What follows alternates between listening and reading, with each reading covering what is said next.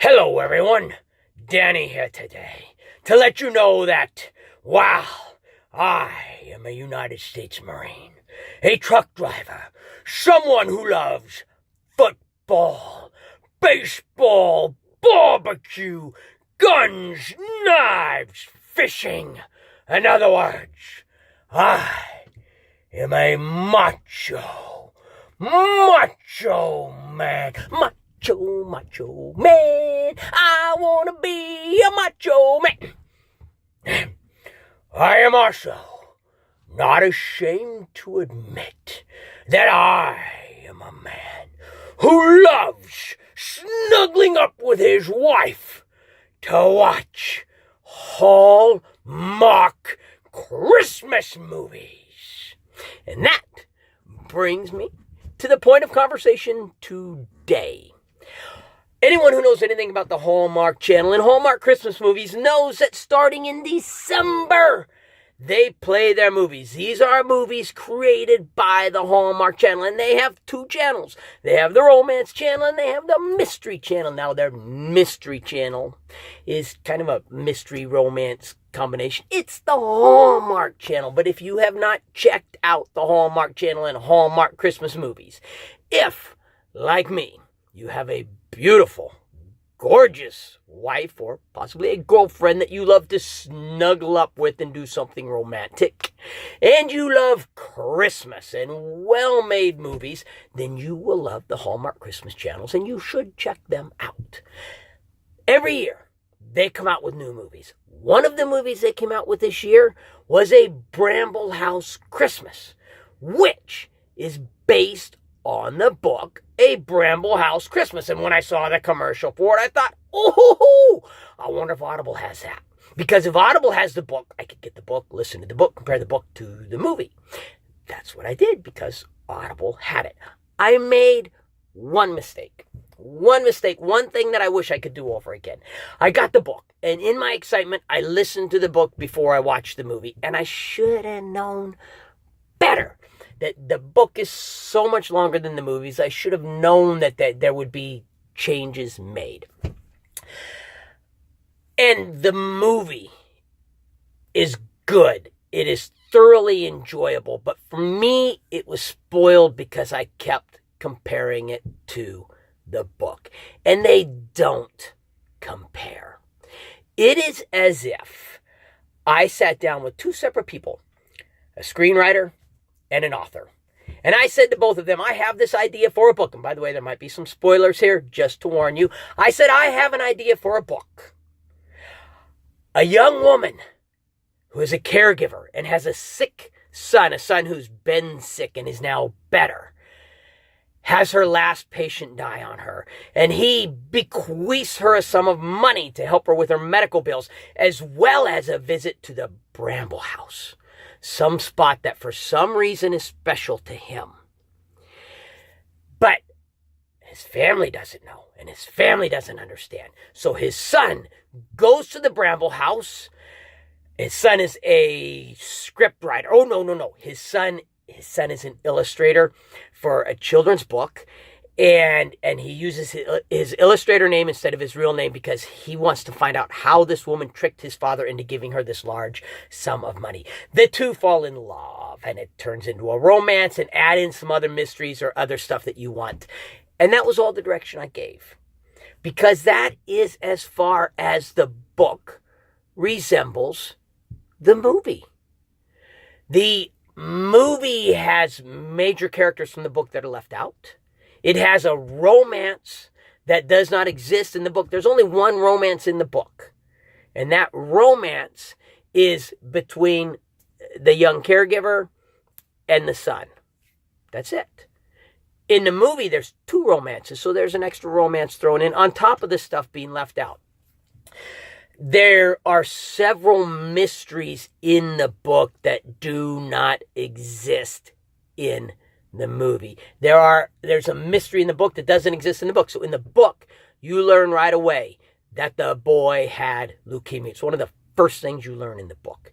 The boy had leukemia. He has managed to beat the cancer. He is now better. So you know what this woman was giving her money from before, excuse me.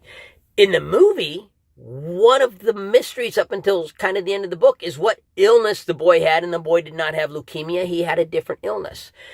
In the book, there's this mysterious Santa Claus that lives upstairs, and you never see him. And it's made to seem as if he could possibly be the real Santa Claus. When the movie, it's the town Santa Claus, and you meet him right off the bat, and it's very obvious he's not Santa Claus, he's the town Santa Claus. In the book, the boy no longer believes in Santa Claus. He's lost his belief in Santa Claus because when he was staying in the hospital, an older boy ruined it for him. In the movie, the boy still believes in Santa Claus. The biggest disappointment for me was how the father was treated. And it would not have been a disappointment if I'd have watched the movie first. So, in the book, the father and mother had divorced. The father had moved away, but he was still close to his children. His children still had a good relationship with him. The mom was bitter and embittered and kind of slandered him, and they thought maybe he had cheated on her. He had a mistress. They didn't know why.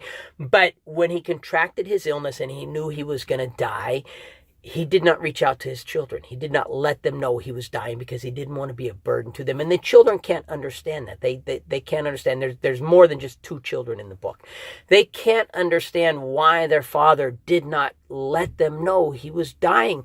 One of the daughters is just devastated because instead of going out to spend Thanksgiving with her father, she went to do something else. And if her father had told her that he was dying, she would have gone and spent Thanksgiving with him.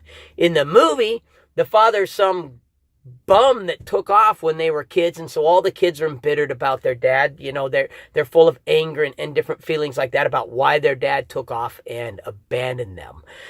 So that's explained, and the dad is made to look not quite as bad as that by the end of the movie, but I did not like that change between the 2 of them. Wonderful movie. If I had watched the movie first before I listened to the book, I would have thoroughly enjoyed the movie. Instead, I kept comparing the 2. And like I said, it's as if you were given the basic context and then 2 separate people wrote both with no knowledge of what the other person was doing. There's several mysteries. There's a ring that the young lady is given by Mr. Conrad, who's the guy that she took care of. And the ring has its own mystery wrapped around it. And the ring ties into Conrad. It brings several other mysteries, relationships into play.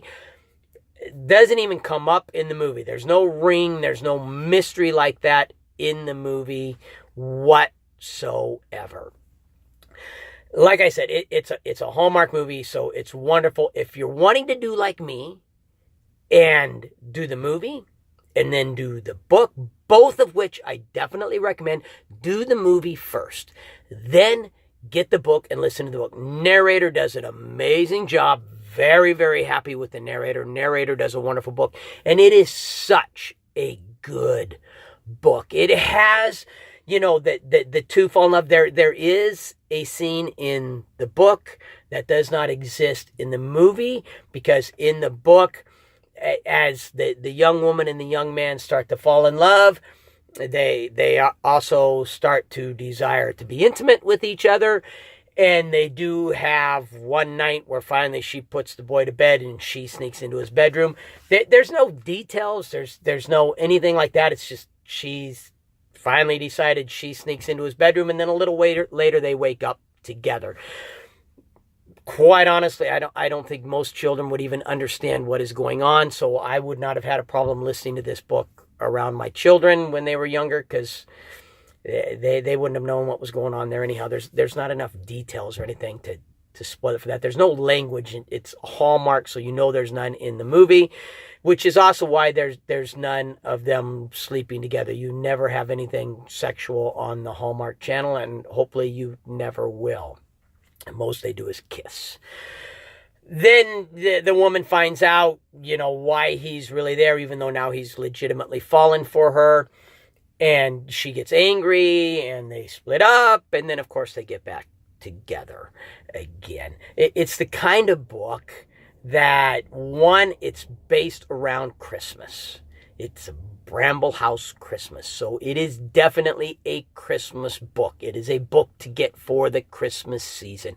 It's the kind of book that leaves you feeling warm and fuzzy and happy. And in the Christmas kind of a spirit, you want to go out and get some hot cocoa and Christmas cookies and kind of snuggle up next to a fire and, look at Christmas lights, listen to Christmas music. It's that kind of a book. If you like my channel, please subscribe. Turn on notifications. It really does help me out. If you like this video, hit the like button. If you have any questions, comments, feedback, anything at all for me, please put it in the comment section. I love hearing from people. But most importantly, no matter what else you do today, make sure that today you listen to at least one really good book, and I definitely recommend A Bramble House Christmas. Excellent book. Watch the movie, then listen to the book. Thank you. Merry Christmas. Happy holidays.